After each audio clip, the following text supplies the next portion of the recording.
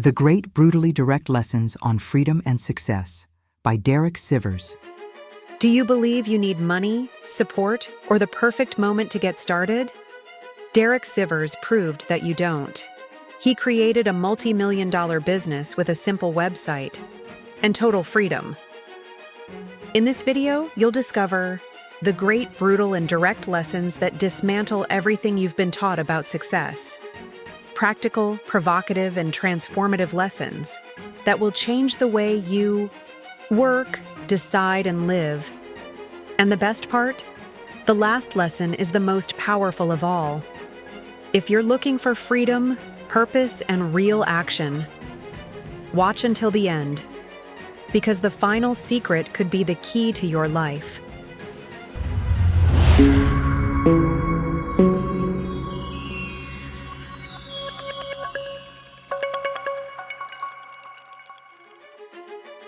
Chapter 1.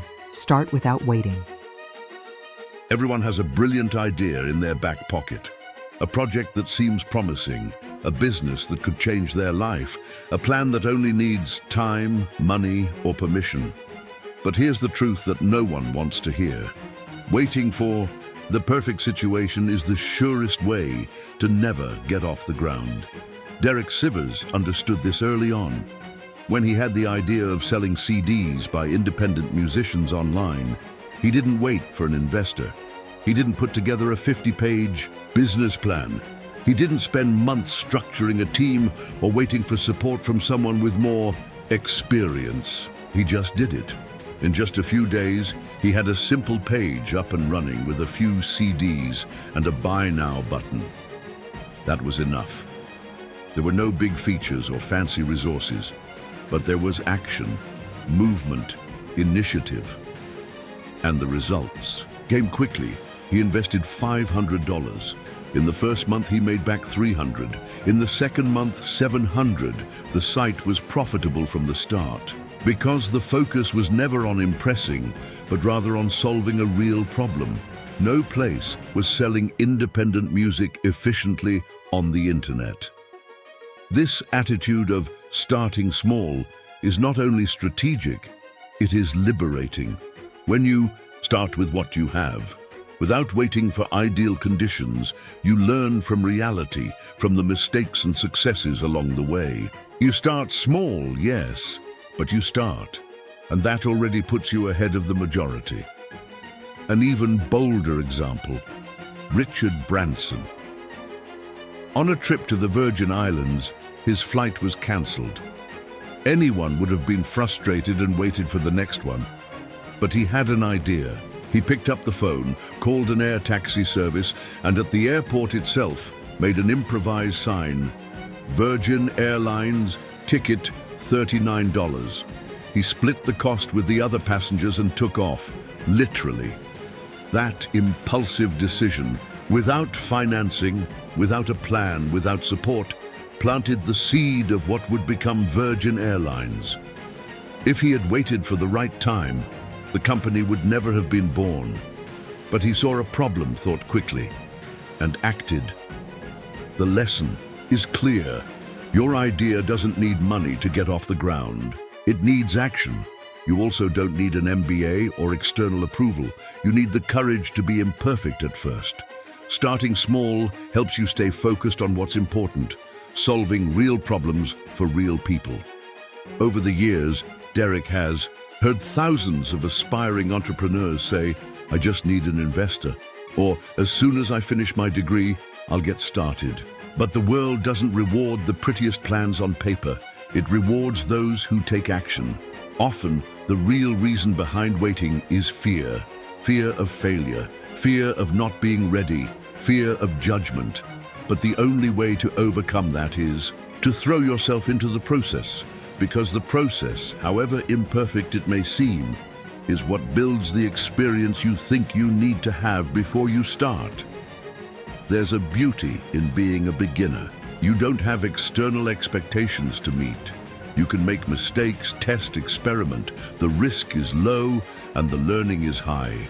And even if you fail, you learn more in 3 months of practical attempts than in 3 years of theory. It's like learning to swim by reading a manual.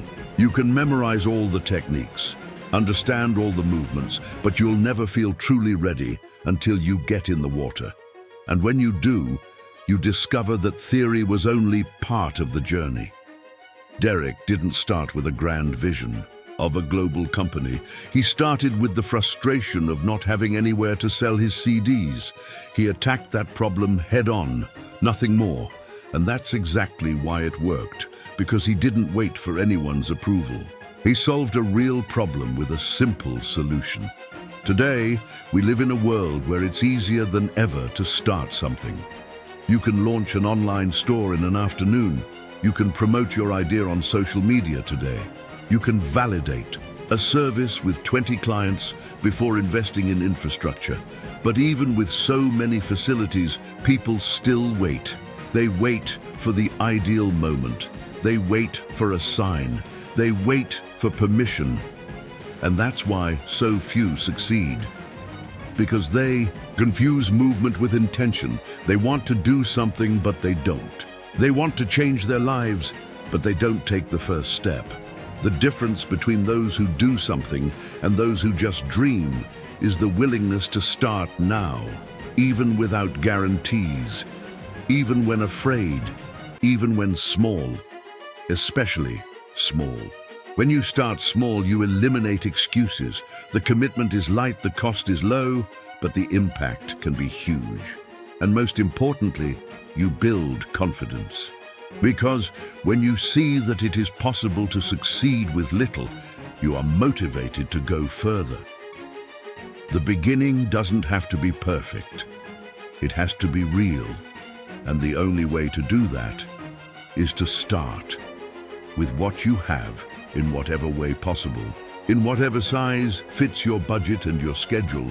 Derek did it, Branson did it, and thousands of other successful entrepreneurs didn't start with everything. They started with something. That something made all the difference. So, if you're waiting for money or a degree or the right moment, stop. Start. The best time was yesterday. The second best time is now. And speaking of starting, once you take that first step, other priorities come into play.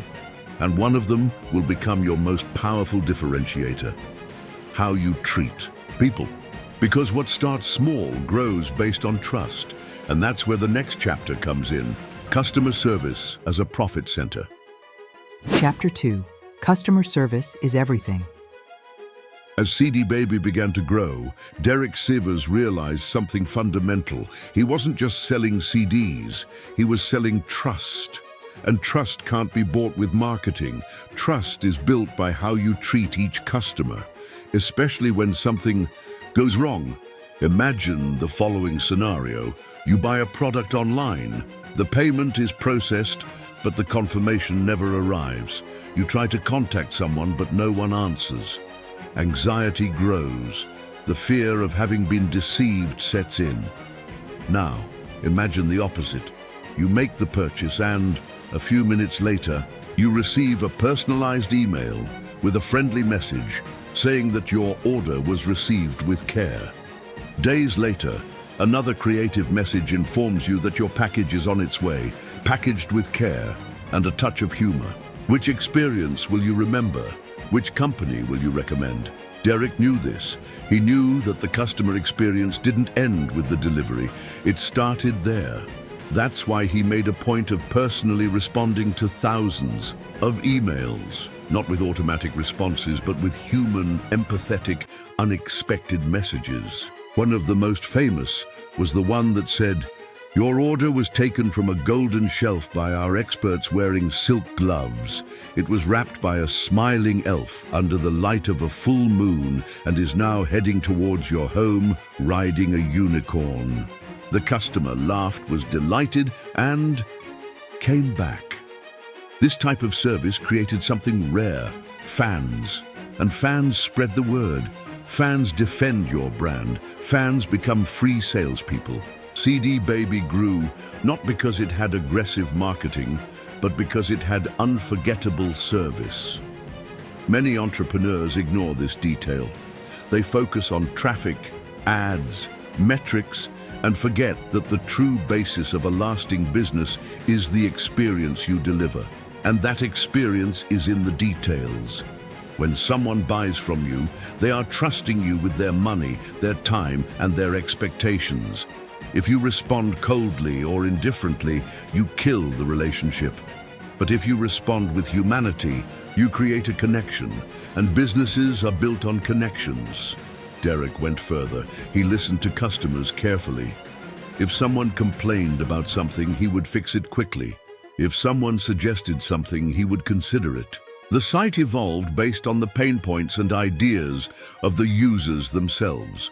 This created a virtuous cycle. The more he listened, the better the service became.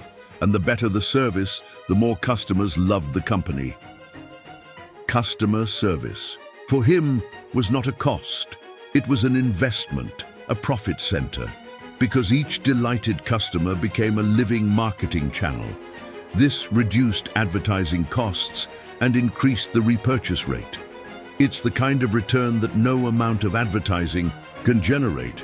Big companies forget this. You become just a number in the system. And that's where small businesses gain an advantage. They can be human, personal, memorable. You might be thinking, but I don't have time to respond to everyone. And Derek's answer would be simple. Then reduce your marketing until you can take good care of the customers you already have. Because there's no point in attracting 1,000 people if you treat the 100 who have already bought badly. Another powerful lesson, surprise in a positive way. The basics are a must, but when you deliver something unexpected, a quick response, a treat, a touch of humor, you generate an emotion, and people remember what makes them feel something. A Harvard Business Review study showed that emotionally connected customers are up to 3 times more likely to buy again. This is not romanticism, it's strategy. Emotion generates loyalty. Derek used this masterfully. Each interaction was an opportunity to create a story good enough to be told, and stories spread. In the end, CD Baby became a reference, not because it sold the best product, but because it offered the best experience. This applies to any business, physical or digital. If you are a coach, designer, salesperson, consultant, or entrepreneur, the way you treat the customer is your greatest showcase. Even when you make a mistake, and you will make mistakes, the way you correct the mistake defines whether the person trusts you more or never comes back. Companies that grow based on service have sustainable growth. They don't depend on algorithms. They depend on happy people. And that's more powerful than any current trend. Now, imagine a scenario where you take good care of your customers, offer something relevant, but don't know how to say no to things that don't make sense. The result? You get lost in excess. And that's why, in the next chapter, we'll talk about something crucial for your growth: the power to say no. Did you like these strategies to achieve financial freedom? Then leave a like and subscribe for more content that will transform your life. Chapter 3. Saying no is growing. Imagine your business starting to gain traction. Sales are increasing, orders are multiplying, and opportunities are starting to appear from all sides. Partnerships, invitations, side projects, new ideas. It seems like a paradise of growth. But in practice, this is one of the most dangerous moments in the entrepreneurial journey. Derek Sivers went through exactly this. After CD Baby started to grow, he found himself involved in hundreds of tasks. Everyone wanted something from him. Each opportunity seemed too good to refuse. But little by little, he began to feel a huge burden. The business was doing well, but he was unhappy. And then came the turning point. He realized that he was saying yes to things that didn't make sense. He accepted invitations that took him away from what really mattered.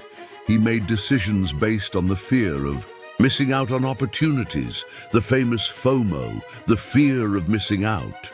But by saying yes to everything, he was saying no to what was truly essential: time, focus, peace. It was at this point that Derek created one of his most powerful phrases. If it's not an enthusiastic yes, it's a no. This phrase became a philosophy of life, a filter for decisions. Whenever something came up, he would ask himself, am I really excited about this? Does this make my heart beat faster? Or am I saying yes just out of convenience, fear, or vanity? If the answer wasn't a vibrant yes, he would cut it out. This may sound radical, but it's liberating, because every yes has a cost. Every commitment you make takes away time, energy, and mental space. And if you fill your schedule with mediocre things, there's no room for the extraordinary. Derek began to apply this philosophy to everything. He refused unnecessary meetings. He avoided new projects that weren't directly related to his purpose. He stopped trying to please everyone, and the result, more focus, more clarity, more freedom.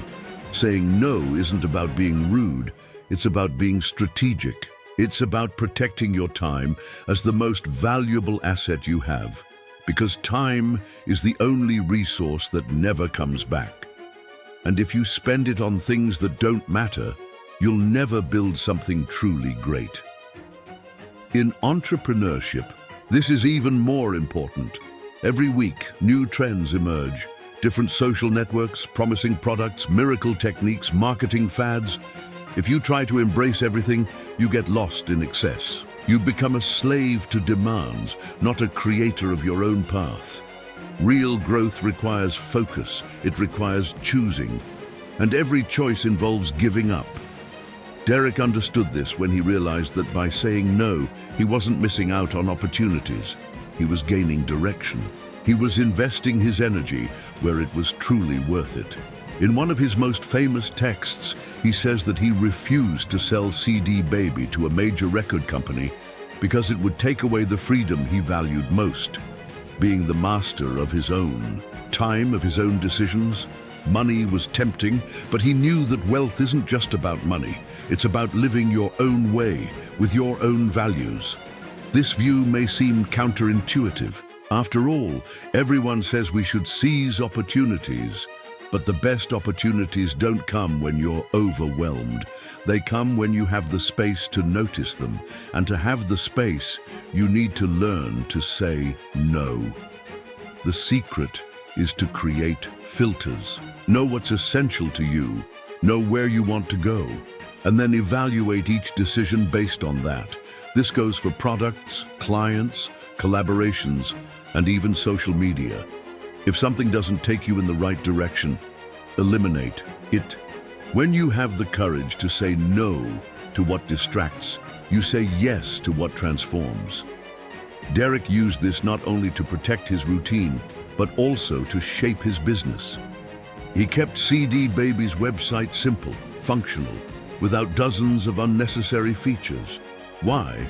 Because each new feature would mean more maintenance, more support, more time spent, and time was something he valued too much to waste on useless complexity. Simplicity, in fact, became his trademark.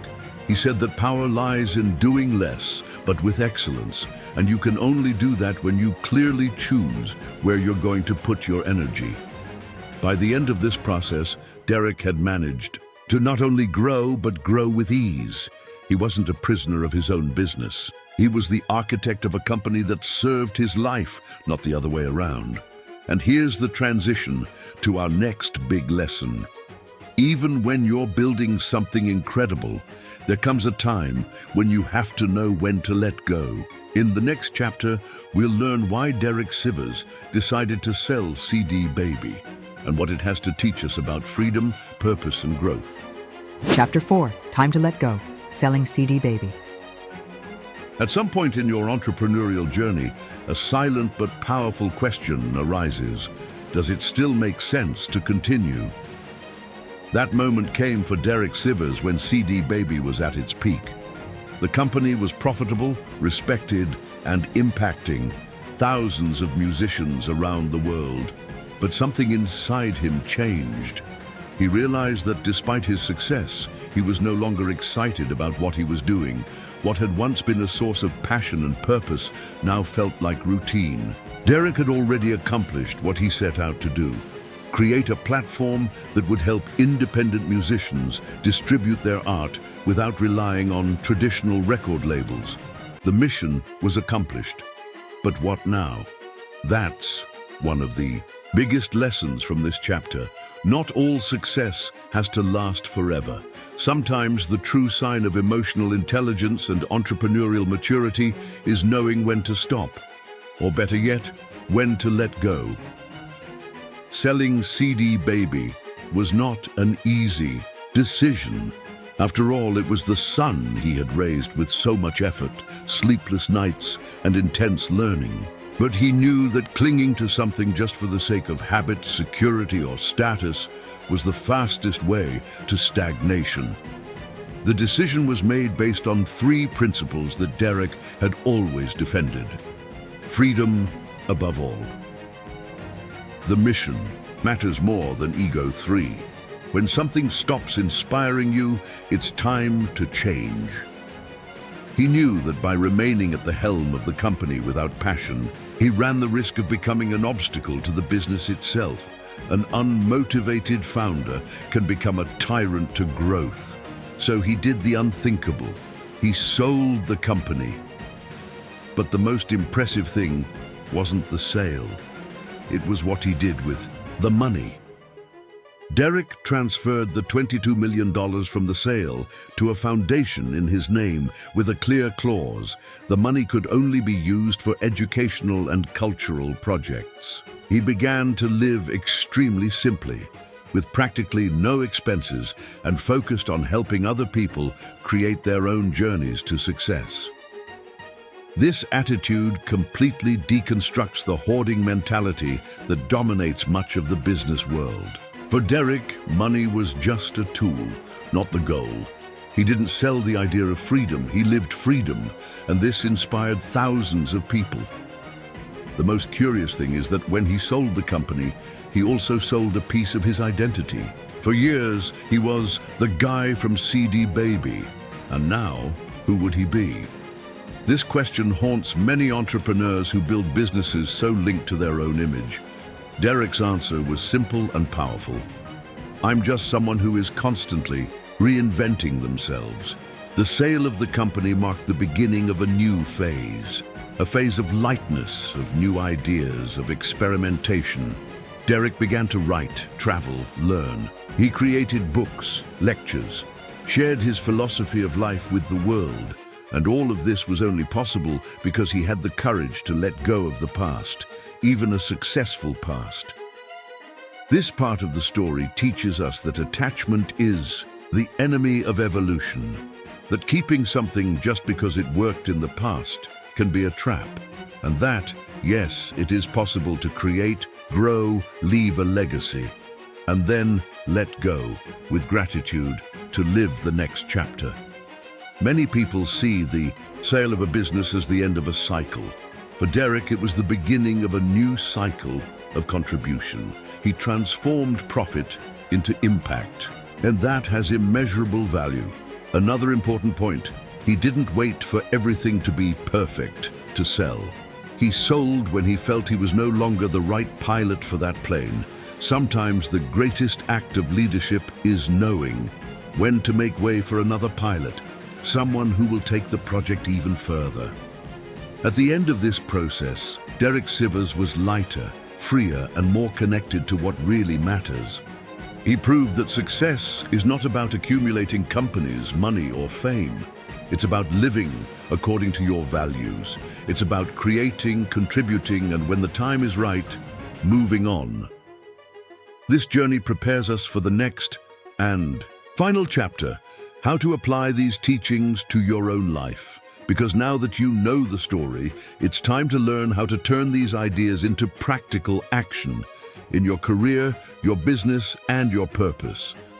Want to achieve wealth and freedom? Start now. Leave a like and subscribe so you don't miss the next tips. Chapter 5. The Derek Sivers Philosophy. Live lightly, create freely. At the end of Derek Sivers' journey, what remains is not just the story of a successful entrepreneur. What really remains is a philosophy of life, a light bold and original way of seeing the world and of positioning yourself in it. Derek didn't follow ready-made formulas. He questioned everything, rewrote the rules, and lived on his own terms. And this has made him a reference for those who seek more than just making money, those who seek freedom. This chapter is an invitation to transform learning into action, to truly apply the principles that guided Derek's life and business. And it all starts with a provocative question. What are you doing today that you don't need to do? Derek is a radical advocate of less is more. He believes that the less you carry, the further you can go.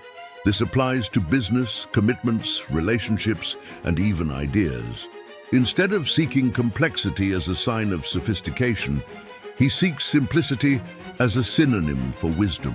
In one of his most famous teachings, he proposes the principle of hell yeah or no, something like, if it's not a definitely, then it's a no. The logic is simple. If an opportunity, project, or invitation doesn't excite you intensely, it's better to decline. This avoids distraction, wasting time, and accumulating tasks that don't make sense for your true mission. This philosophy may seem extreme, but it brings clarity. By adopting this principle, you start saying no to what is average, and yes, only to what really matters. This puts you on a direct path to your essence. You stop pleasing others and start living a more authentic life. Another fundamental point of Derek's philosophy is practical and rapid action. He is not a theoretician. He is an executor, and more importantly, an imperfect executor. He prefers to launch a simple project in a week than to plan a large project for 2 years. And with this, he teaches that the speed of execution is more important than the perfection of the idea. This dispels one of the most limiting beliefs of Brazilian entrepreneurs, the idea that you should only start something when everything is ready. Derek shows that the opposite is true. Start small and improve over time. Don't wait for the green light. Go with what you have. Another essential value is detachment from recognition.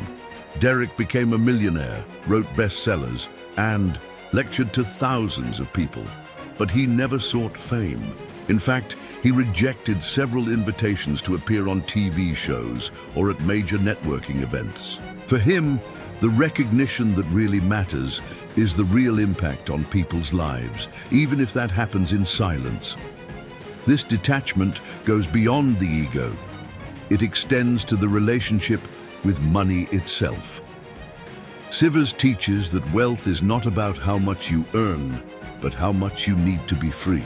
And to do this, he suggests a powerful practice. Calculate the value of your ideal lifestyle, and then simplify.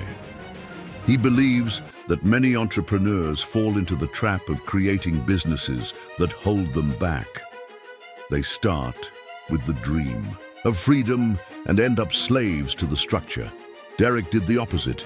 He created a light business, sold it, and began to live on little. Total freedom. Time to think, read, create, travel, learn. This, for him, is wealth. One of Sivers' most striking phrases is, true freedom comes from saying no.